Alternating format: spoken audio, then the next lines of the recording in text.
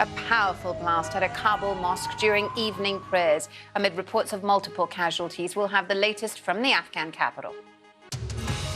Bouncing back from defeat, fresh from her primary loss, one of Donald Trump's fiercest Republican critics, Liz Cheney, says she's thinking about running for president.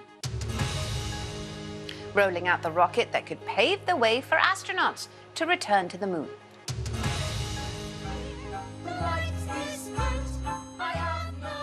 After one venue cancels his latest production over comments on trans rights and the Me Too movement, Monty Python's Terry Gilliam says British theatre needs to be more courageous. I think the whole artistic community has to be brave. That's what art is about, is pushing the limits. Singer R. Kelly, who was sentenced to 30 years in prison for racketeering and sex trafficking earlier this year, is now standing trial in Chicago.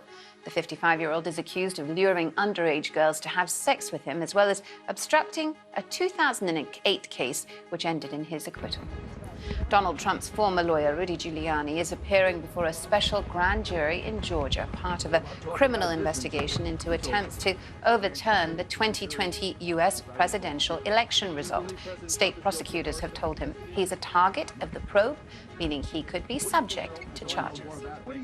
And Malaysia's highest court is hearing a final appeal from the former Prime Minister, Najib Razak, against his conviction in a high-profile corruption case. He was sentenced to 12 years in 2020 for his role in the 1MBD scandal, in which billions of dollars were embezzled from the state-owned development fund that he set up. Emma Raducanu is on good form. She's already beaten the tennis legend Serena Williams at the WTA event in Cincinnati, Ohio. On Wednesday, she saw off the former world #1, Victoria Azarenka, in straight sets, which sets her up nicely for the US Open later this month.